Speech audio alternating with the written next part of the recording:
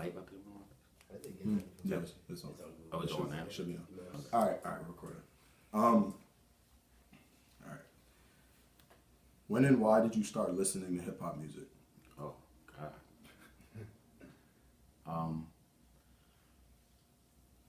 I think the first time I listened to hip hop music was about 77, 78. I heard a tape that my cousin had that lived in New York. And it was just a beat. I just got caught into the beat. I just really didn't have a lot of lyrics. It was more like a party. It was a party tape. It was from a party. So that was the first, I didn't even know it was hip hop music at the time. So Where were you living when you started listening to hip hop? Plainfield, New Jersey, the birthplace of P-Funk. Did you live in multiple? Funkadelic, look it up. Did you live in multiple places growing up? If so, did your experience with hip hop differ based on your location? Not really.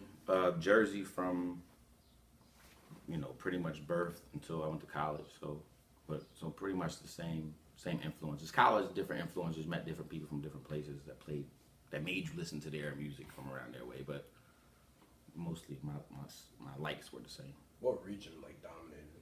In college? Yeah. Oh, it was definitely, I realized it was the early 90s, so it was the East Coast, New York, but then that's when Snoop and Dre, that's when the whole Compton thing happened. So one of my favorite hip hop memories of all times in college is literally, I'm giving long message, long answer. No, that's another question we have.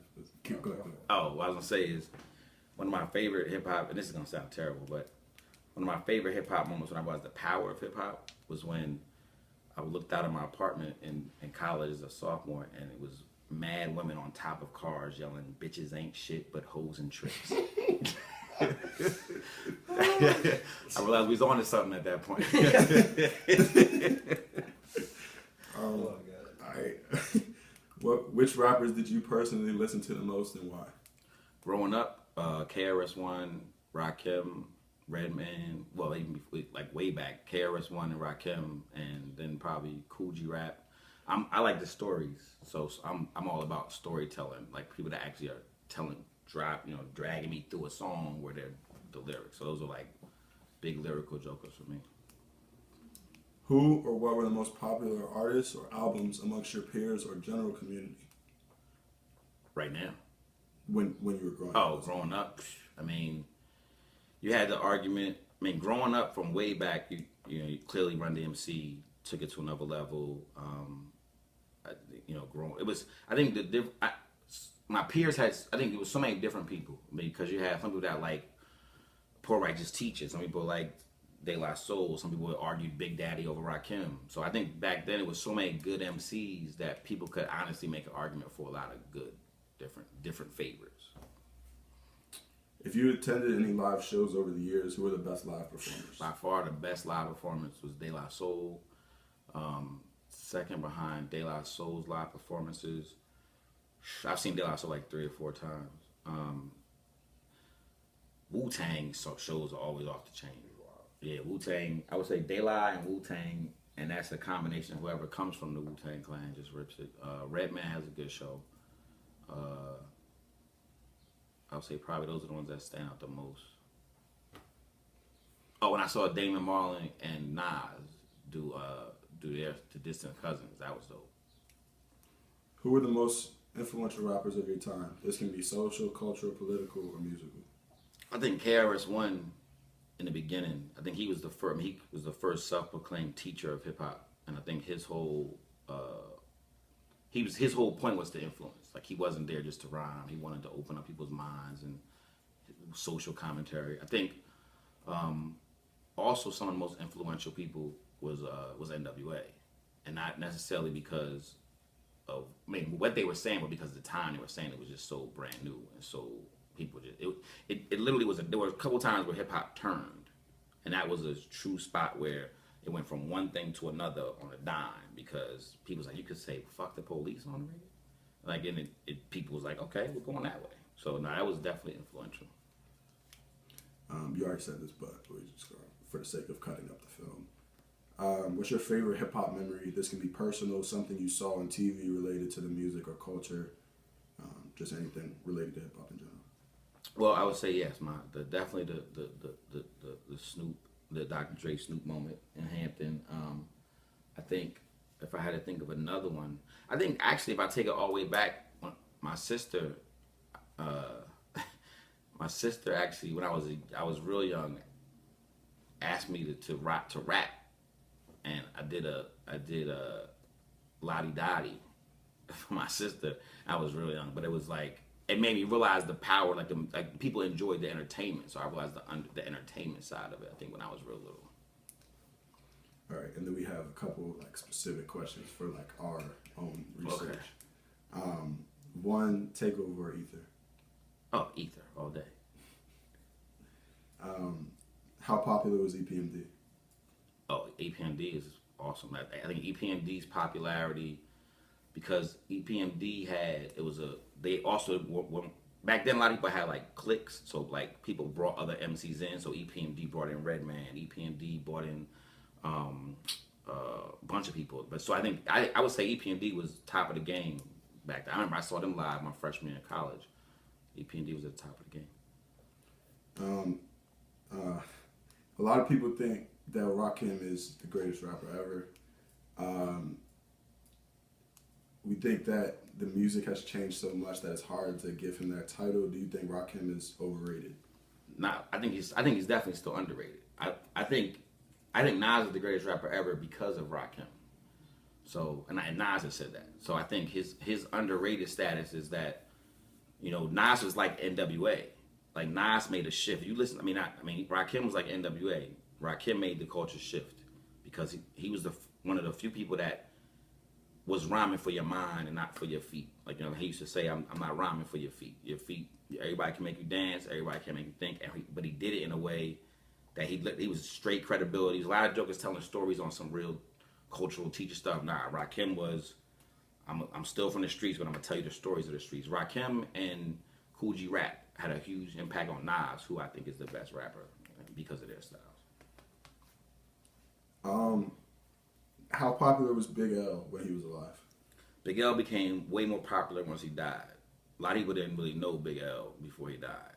So I think, and I think a lot of people that knew him, he was another MC. But I think when you look back at L again, I think he was ahead of his time as well. So I think because he's a dude that, as people look back, they're like, yo, because one of his biggest moments was when he just killed Jay-Z on the radio. Like they were rhyming together, and his verse just killed Jay. And Jay, you know, Jay was up and coming or whatever, but it was like Big L just separated himself from all these cats that were out here. Is DMX in the conversation as one of the greatest rappers of all time? No doubt. DMX came through again. I think the power of DMX was that again it was different. A lot of people get caught up in cookie cutter rap where it's like, oh, you're good, but you're all in the same rap. When DMX came and started yelling at people on the mic, it was like, the hell. But if you ever watch a DMX show, DMX has some of the best live shows ever. The energy he gives is incredible, and he's passionate. But yeah, DMX definitely in that era it was a time when DMX was probably the best rapper in the game. Somebody didn't like that. All right, a couple more. What is Eminem's influence on hip hop as a genre and as a culture? General thoughts on Eminem. So I like M as an MC. I do. He's flow. He can rhyme. He's incredible lyricist. I think he's a little overrated in the sense that, well, I'll put it like this: he's the Larry Bird of rap. Like, how good was Larry Bird if he was black? You know what I mean? So Larry Bird's a slow 6'7", 6'8" white dude that can shoot. If he was a black dude, I name the other one. So I think Eminem is a guy who he's dope.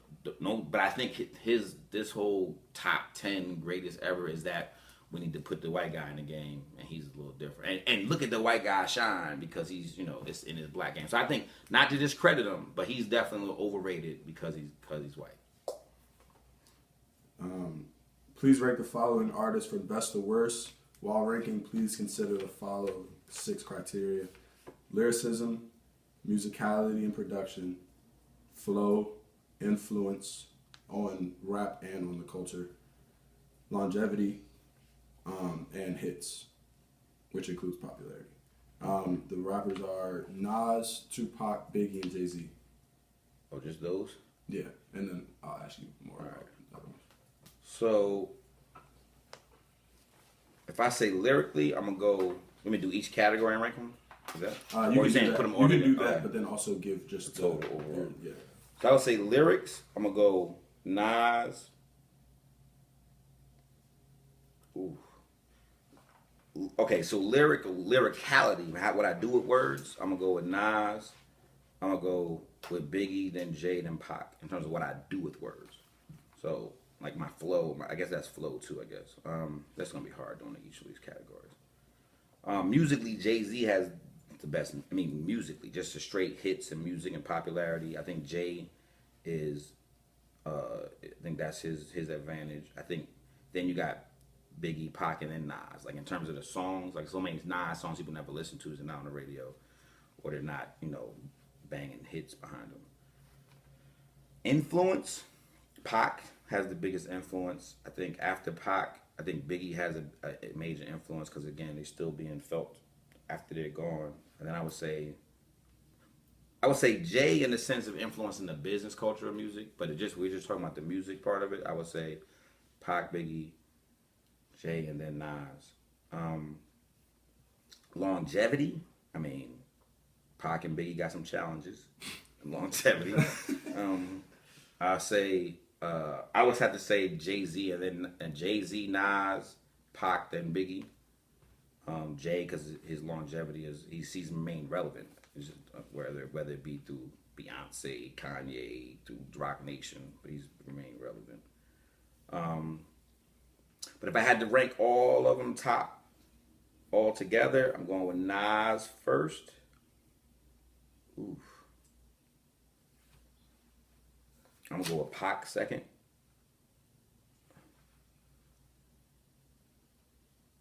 I'm gonna have to go with Jay-Z third and Biggie fourth. And Biggie simply because of the longevity. I just can't. It's hard for me to have somebody that has 2 albums out on the top anything. All right, last question. Please list your top 5 solo rappers and your top 3 groups of all time. So I'm gonna go with who I would take their albums with me if I was gonna be stuck on the desert. So it might not be always the best MCs, but if I had to take their albums in terms of solo artists, I'm gonna take Nas, his whole collection. I'm gonna take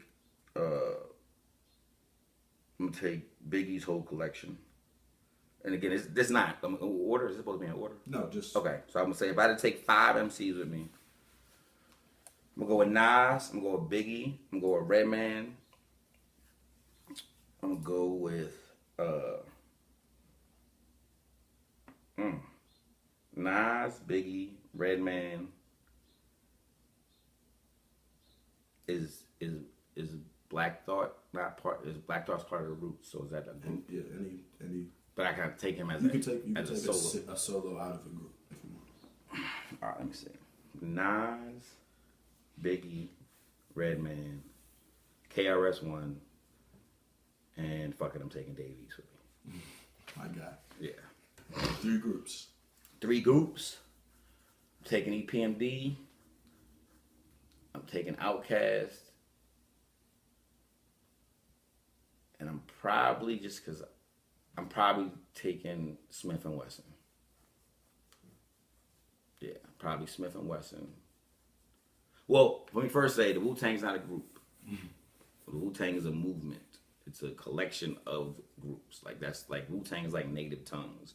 There's a bunch of different groups in there. So taking Wu-Tang out, then I would say I'm gonna take. Ooh, I left Tribe off. What did I say again for the groups? EPMD, Outkast. Ooh. Oh, and I left off De La Soul. If I just want to listen to the music, yeah, I gotta take Tribe. I gotta take Tribe instead of Smith and Wesson. Yeah. Oh, and then the De La though. Good God, that's a tough one. But that's probably why I think I'm gonna listen to their music probably the most. Them 3. Anything else you want to say about hip hop, the way it's influenced you Just anything, closing remarks. I just want to make sure. My thing is that, hip hop is a part of a culture. So I mean, rap is a part of a culture, and so for me, when you talk about hip hop, you have to talk about people who represent the whole culture. So you have MCs, and you have MCs who. So for me, I just think it's a matter of if people stay true to the culture, the music is always going to be good. People get away from the culture, the music becomes commercialized and about another. If you get away from the culture, the music becomes part of a different culture. And that's the danger in it, is that when your culture that you're performing for becomes charts and music and money and all those things, shows, selling out, whatever, then that's a different type of music. That's a different genre. I do think there should be different genres of hip hop, and people can get credit for what they want. Like, mumble rap is a genre. That's not hip hop. It's a part of it, but it's a separate subset of it. So do you discredit Jay for kind of joining that wave instead of staying true to the art as artists like Nas would, in order to make more money? I don't discredit him because he's clearly said that's what he's about. Like, he's about the business. I'm not a businessman. I'm a businessman. So he clearly has made. My thing is when people act like they're still artists and they're selling out, and I'm not saying Jay is selling out, but when he's made it very clear that his part of the hip hop game is also to be the biggest mogul ever, so like. Yeah, like Puffy goes down in history for being a mogul. His lyrics are the worst, but he's a huge part of hip hop, and a lot of hip hop doesn't exist without him. So I would say I don't discredit Jay for doing. I don't discredit Jay. I think he's a 45-year-old man right now. You know what I'm saying? Who's been in the game for 20 years. So he's not supposed to be out here I'm just trying to drop albums, He's supposed to be like, let me step back and and I married, married Beyonce. You know what I'm saying? I got stuff to do out here. I'm not just out here in the studio. So I don't discredit him. I think the same reason that took him there is the same reason I didn't like him as better than Nas, because he's always been about the material part of the game, which to me is easier, if that makes sense.